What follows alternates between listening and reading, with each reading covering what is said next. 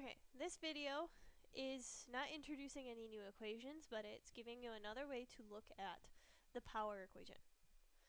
So one question, if you can answer this right off the bat, if you can figure out how to manipulate the power equation to answer this one, then you are doing very, very well, and you might not have to watch this entire video. If you have no clue how to approach this, don't worry, you're not the only one. But this is a problem that you will be able to solve by the end of this. How much power is required to make an object move at 5 meters per second when applying a force of 200 newtons?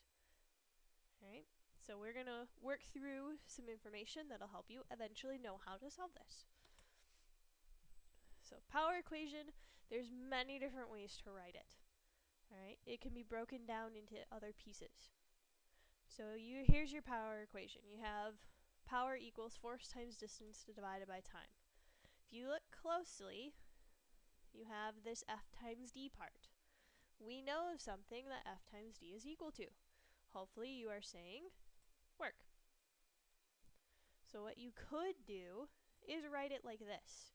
Replace the F times D, get rid of that, and put W in there instead. That's how you get this. Okay, so maybe you'll see a problem where you're given the amount of work it takes to do something and how long it takes. You can figure out the power. Another thing that you might see is that you can also pick out this d over t part of the equation. Okay, that's distance divided by time.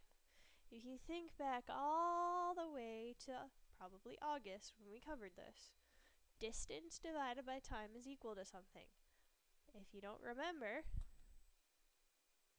that's speed. Okay, so you can replace the distance versus time with the s. Okay, so get rid of that and plug s in there, and you'll get this equation. Power is also equal to a force times a speed. Okay. In addition to these different ways of looking at the power equation, you also might be asked to solve for the individual variables. Okay, so let's say you're given a power, a distance, and a time, and you want to find force. Let's rearrange this equation to solve for F. So that means we need to get rid of these pieces. Okay, we need to get rid of distance and time. So if you've got something that's dividing, you need to get rid of that first. Okay? So, in order to get rid of something that's dividing, you have to do the opposite to that. So you're going to multiply both sides by t. Okay? So you're going to have pt equals force times distance.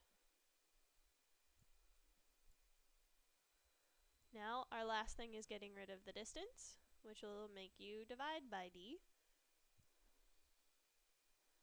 So your force is equal to pt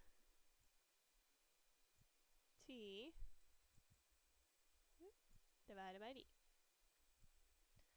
So that's what the equation looks like rearranged for force. Okay?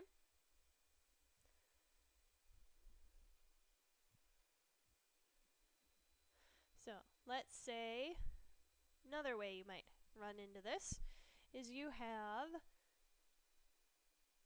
given your power, you're given your force, and you're given time, but you don't know distance. Okay, so now we need to rearrange this for distance. Again, your first step is getting rid of what's being divided. Okay, got to get rid of that t. In order to get rid of division, you have to multiply. You do the opposite of what is happening in the equation. Alright, so for this, you'll have pt equals F times d, but we want to get d by itself, so you're going to have to divide by F.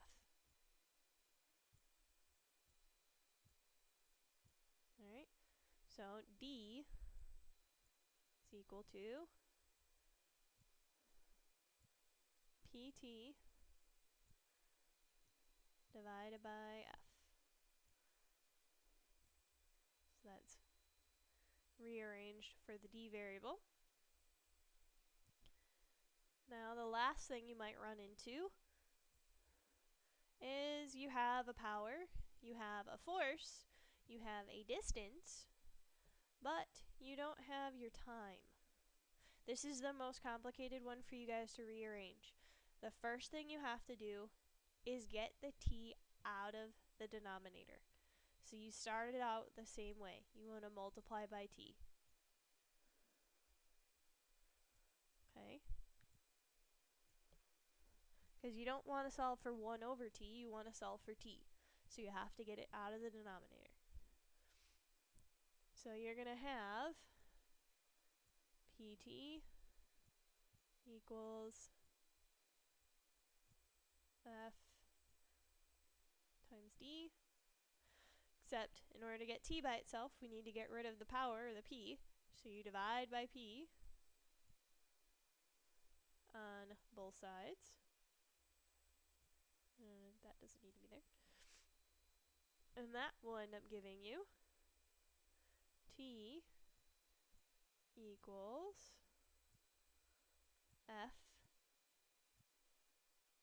d over p. Okay? So all three of these are still the same equation up at the top, just rearranged for the different variables. Okay?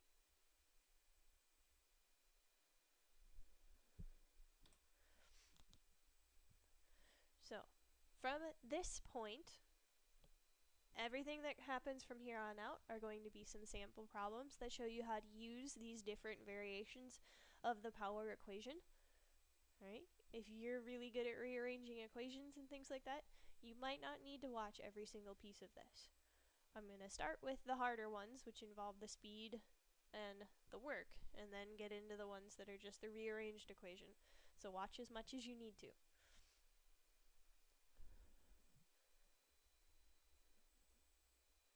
So our question at the very beginning, the hard one that probably most of you didn't know how to approach right away. How much power is required to make an object move at 5 meters per second when applying a force of 200 newtons? Okay. So you want to list your knowns and unknowns. Our knowns are underlined. We know there is a force of 200 newtons, and we know there is a speed of 500 meters per second. Remember, speed is the same thing as d over t. Our unknown, what we're trying to figure out, what the question's asking for, is power. Alright? The equation you're going to use is the one that has d versus t replaced with speed. Okay? So we take this part here and replace that with s.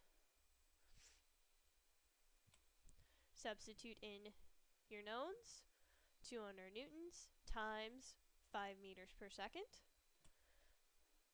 So 200 times 5 is 1,000. And it's still solving for power, so your units are still going to be watts, joules per second, or newton times meter per second. Okay? Another problem that you might see. Here we have if 50 joules of work is done in 5 seconds, how much power is used? Alright? So, list your knowns and unknowns. We know that our work is 50 joules. We know that our time is 5 seconds. Remember, work is equal to F times D. Okay? Our unknown is power. So our equation comes from our power equation, but the FD is replaced with W. Okay? The force times the distance is replaced with work. So substitute in your knowns. you have 50 joules divided by 5 seconds. 50 divided by 5 is 10, but it's still solving for power, so your units are watts, joules per second, or Newton meter per second. Okay?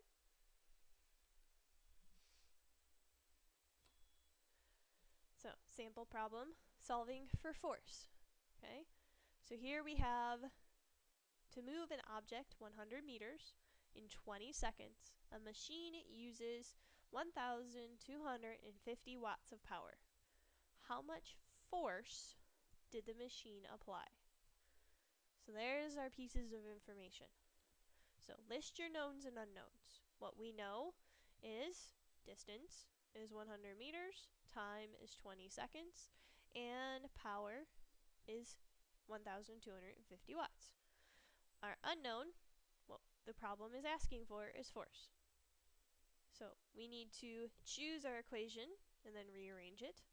Okay, so our starting equation is this, rearranged for force.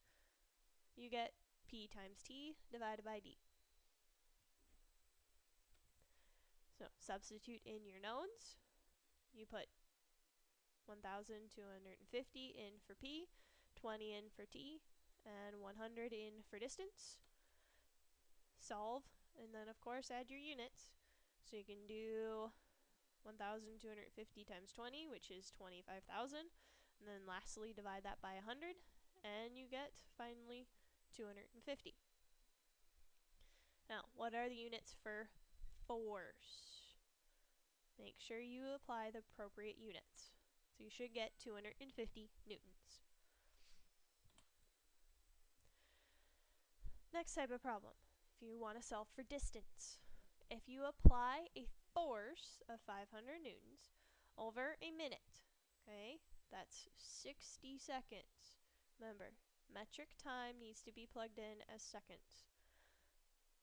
So if you apply a force of 500 newtons over a minute to a wagon and use 3,000 joules per second of power, remember joules per second is just another way of saying a watt. How far, there's the big question mark, how far did you move the wagon? So list your knowns and unknowns. We know force is 500 newtons.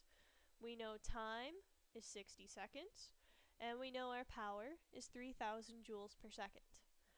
Our unknown is how far, which is a distance. So choose and rearrange your equation. You have to rearrange this equation to solve for D. So you get power times time divided by force. Substitute in your knowns. So P gets 3,000 joules per second. T is plugged in as 60 seconds, and F is plugged in as 500 newtons. Solve. 3,000 times 60 is 180,000, divided by 500 is 360. So if you plug that into your calculator, you'll get the same thing. Finally, your units. Remember, you are solving for distance, so your units have to be meters. The last type of problem you'll see is solving for time. So how long does it take to move an object 30 meters when applying a 200 Newton force and the power used is 750 watts? Okay? So list your knowns and unknowns. You know your distance is 30 meters, you know your force is 200 newtons, and you know your power is 750 watts. Your unknown is your time, T. So your equation, you will need to choose the right one and rearrange it. You need something that has all of those variables. So that'll be this one. Rearranged for T, it looks like this. Force times distance divided by power. Substitute in what you know. So 200 newtons for F, 30 meters for D, and 750 watts for P. Solve. 200 times 30 is 6,000. Then last thing, don't forget to divide by the 750. You get 8 as your final answer. And because you're solving for time, your units are seconds.